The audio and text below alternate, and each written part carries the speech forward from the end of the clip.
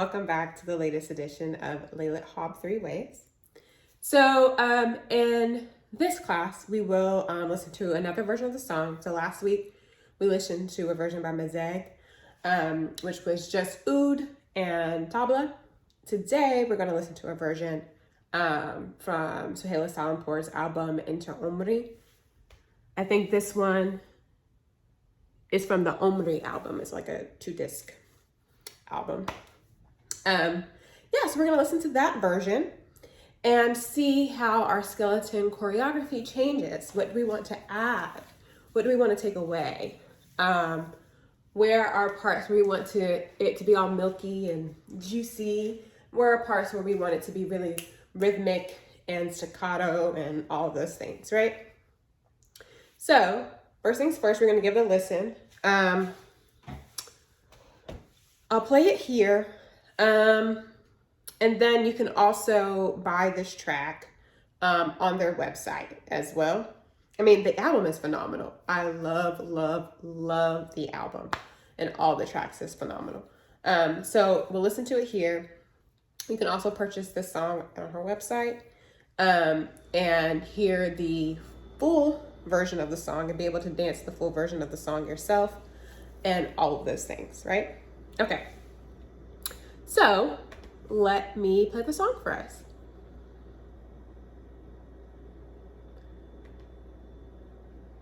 So I'm going to play it once here.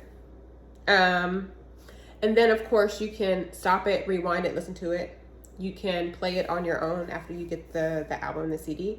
You can play it on your own and listen to it yourself, digest it yourself as many times as you need to digest it before jumping in, doing the skeleton choreography to it, and then before jumping in to modifying the skeleton choreography based on what you hear in the music.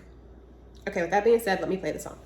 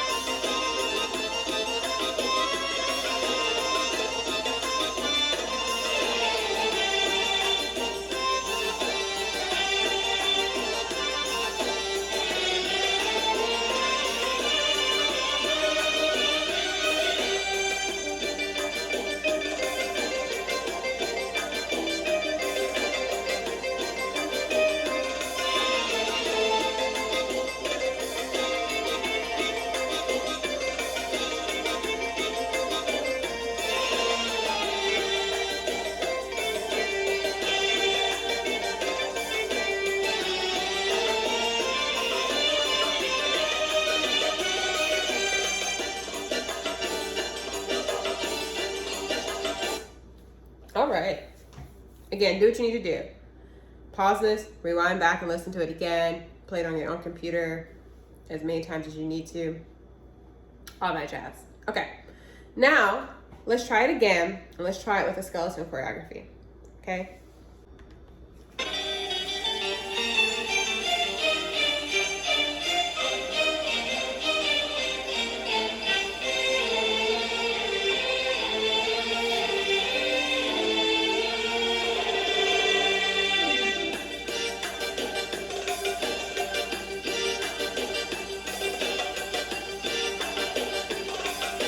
Five, 6, 7, 8.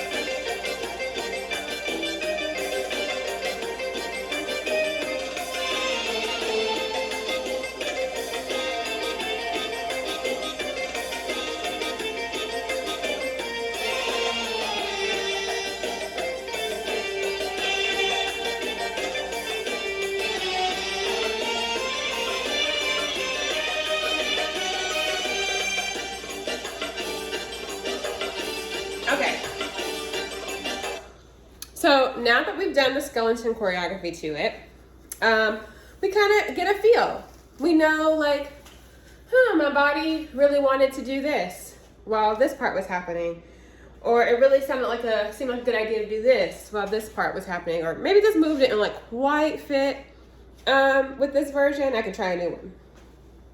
So those are things that could possibly go through your head. They went through mine. I had to record myself dancing to the skeleton choreography like 3 times in order to get it right because I kept doing extra stuff because that's what I heard in the music, right?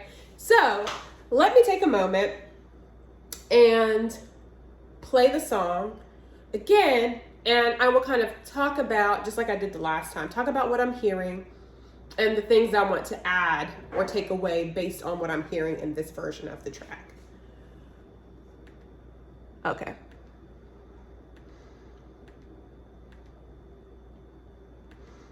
I'm gonna fast forward through the intro. The intro is beautiful, but I'm gonna fast forward through it a little bit.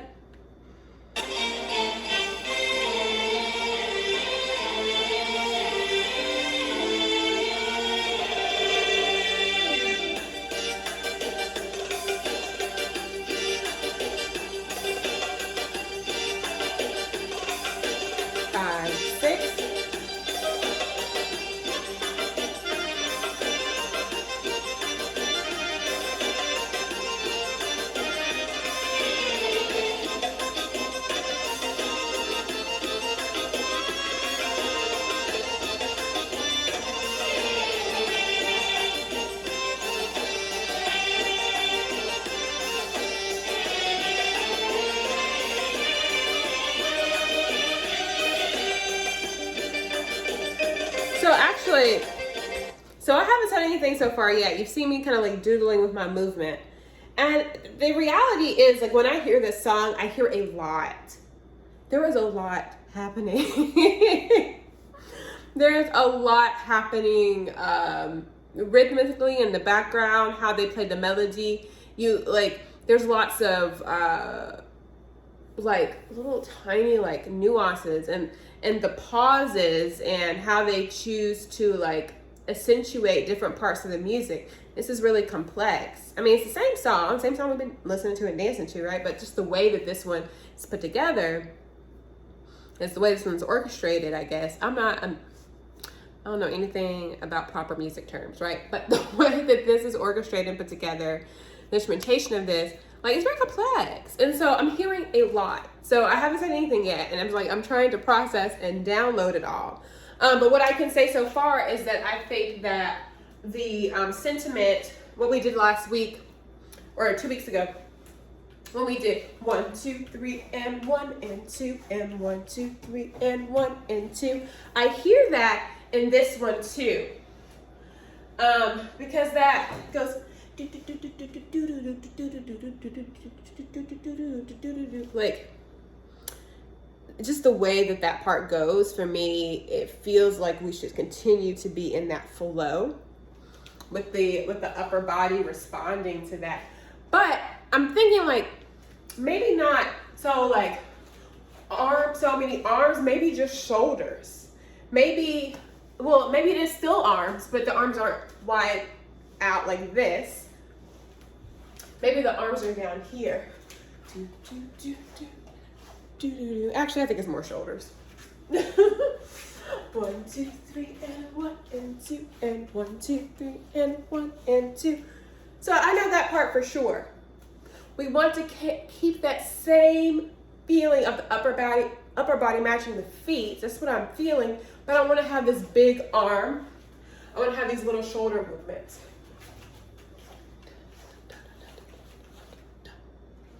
I want to try that. Okay, let me play it again, or play that second part of it. Let's see what I can kind of solidify on.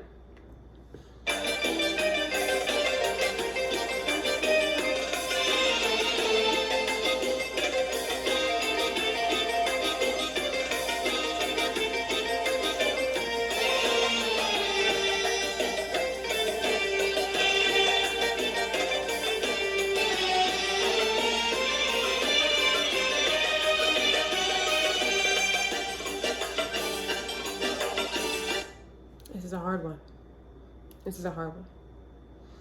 Okay.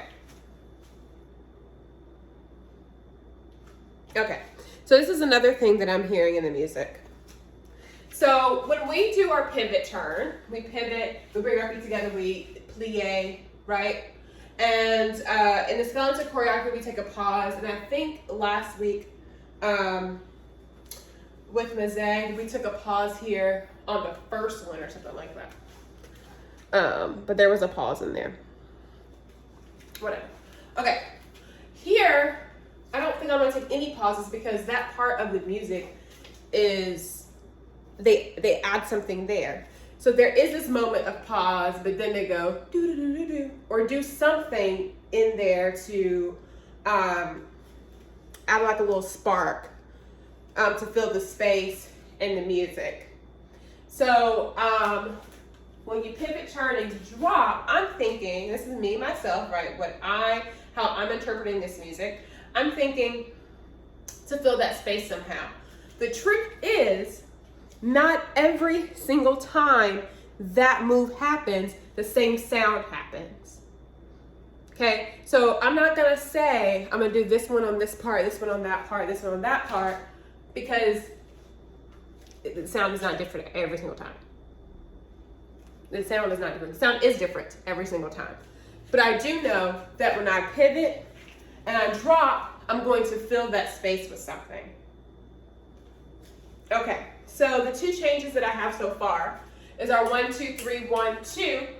I am not doing the arms anymore like I did last week. I'm just going to do shoulder rolls. So 1, 2, 3, and 1, and 2, and 1, 2, 3, and 1, and 2. Still adding that tilt in that in-between moment. 1, 2, 3, and.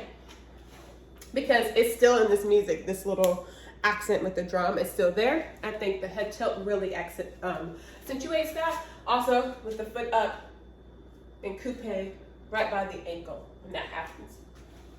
Okay, and then when we do the pivot turn, we're going to, instead of holding a pause, you're going to fill that space based on what you hear in the song at that one time.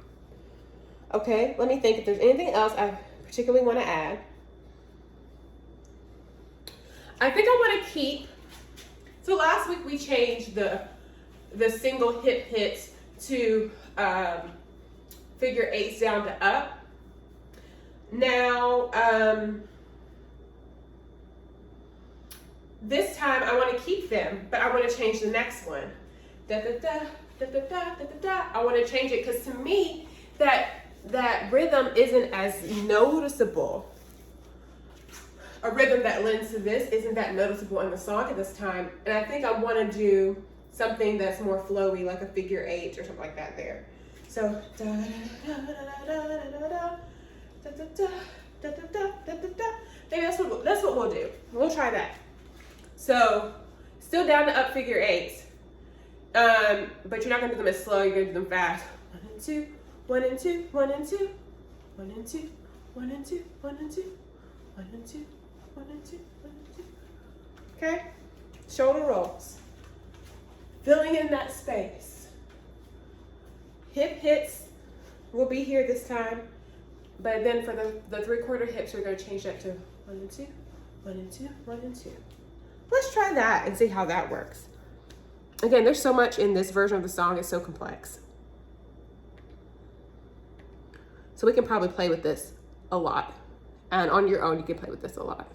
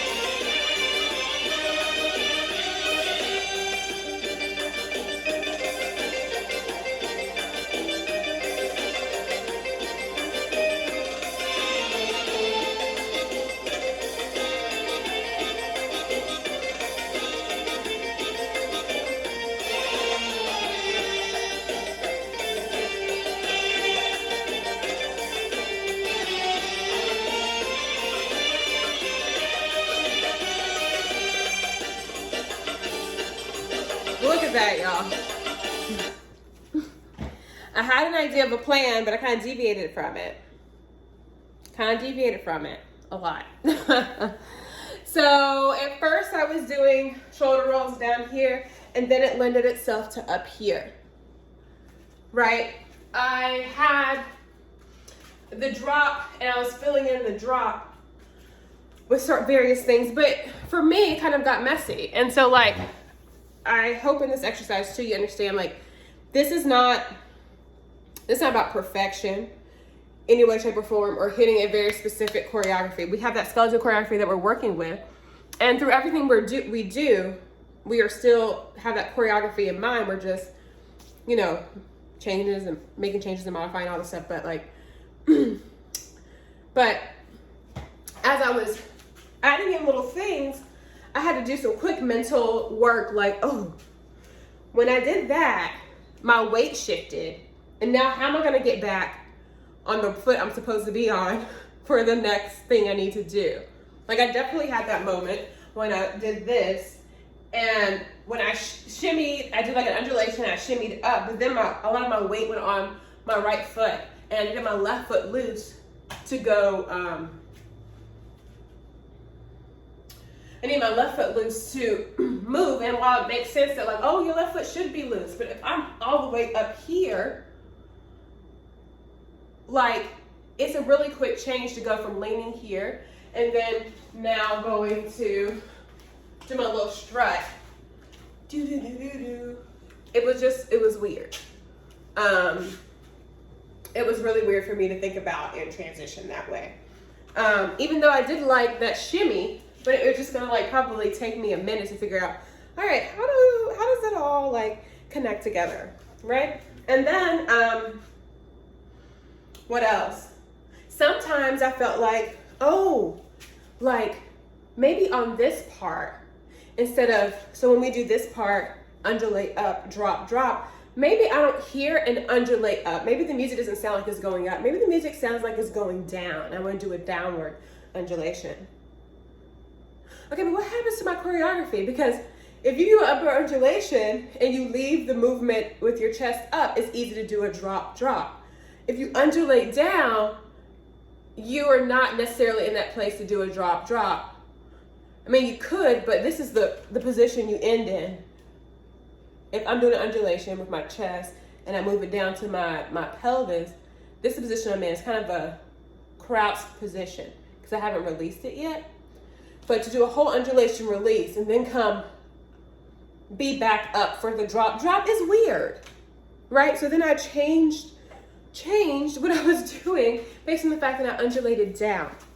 And again, I think that, like, this is really interesting because, like I said, this particular version is complex. So I feel like there's just a lot of variety in what we can do. And I think that I've already talked about, like, the changes for the, when we go here, like, every single time that happens, it doesn't necessarily sound the same, but I think I can say that throughout the whole track, that there are little different nuances here and there from when they played the first time versus when they played the second time or the third time, that, like, it kind of does make it hard to be like, okay, at X, Y, Z point, you're gonna do, I'm gonna do undulation up to down every time X, Y, Z happens. Like it's hard for me to do that with this track. So I'm talking this out and explaining to you all so that you can understand that process if it happens for you and to you. Like, when you are dancing to live music and there's a version of a song that you know very well, that's what they're gonna play. They're gonna play a version of Aziza, right? They're gonna play a version of Aziza, and you have the version of Aziza. You love Aziza. You listen to that song all the time. There's this version that you like. You always improv to, whatever. But then when you get on stage and you hear that version of Aziza, it don't sound quite like the Aziza you know and love. It's the same, but it's different. Same, but different. right? And you gotta be able to like work with that same but different, right? This Laylet Hobb, same but different. You have your little skeleton choreography that you're working with, right? But that Laylet Hobb that you work with on that track at home is going to be different from this Laylet Hobb that this band is playing. Or you have a choreography to one version of Mawood, but then you hear another version of the song and you're like, whoa, my moves ain't quite adding up. That's all right. How can you change them? How can you be in the moment with the music and let that flow happen? Whereas you probably doing somewhat of the same version of the dance that you always do to it, but it's a little bit different now because the song requires something different from you, right? So all in all, how can we appreciate hearing the same music, the same songs we love, but in different ways? How do we let our bodies respond to it rather than be hung up or feel stifled by or feel unable to deviate from that structure or that pattern that you're used to, right? So we're going to dance to this Laylet Hobb again, and I am going to do the choreography with the changes that I've been talking about, but what I'm going to allow for myself, right? I'm going to allow for myself for things to kind of deviate. So I have this thing that in my mind I want to do, but it's okay if I do something different from that because I'm learning this song, I'm exploring this song, I'm building a relationship with this song, right? So let my body respond, even if it's beyond the thing that I was like seeking to do. This will happen with improvisation all the time. And if you are someone that is like,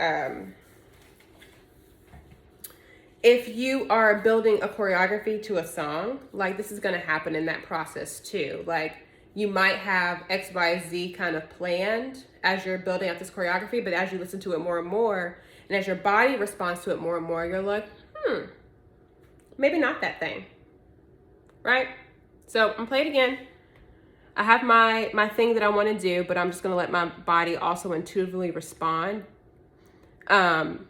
I want you to do it along with me and let your body intuitively respond. So try out the things that I've suggested as well, but also let your body intuitively respond. And then of course, after this is all said and done, take it out on your own, play the song on your own, try the skeleton choreography out on your own and see what changes your body feels with this music. Okay, pressing play.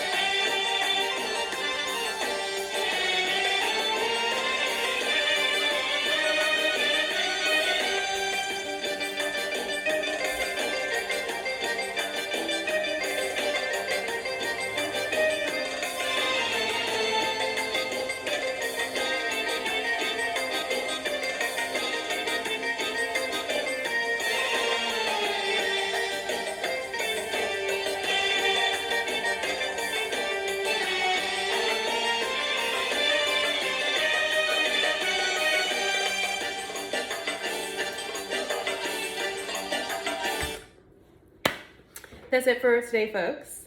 I hope you enjoyed this. This version of the song is a nice challenge. And as I was talking through, I hope that you were able to kind of understand, this song is complex.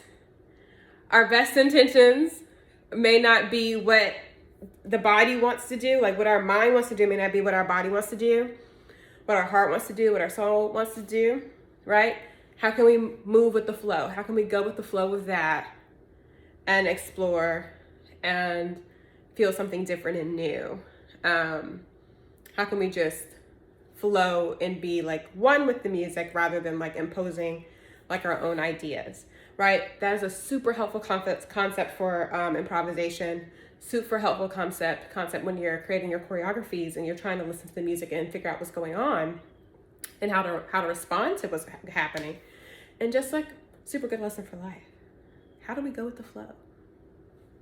All right, y'all. I'll see you next week with our last version of the song.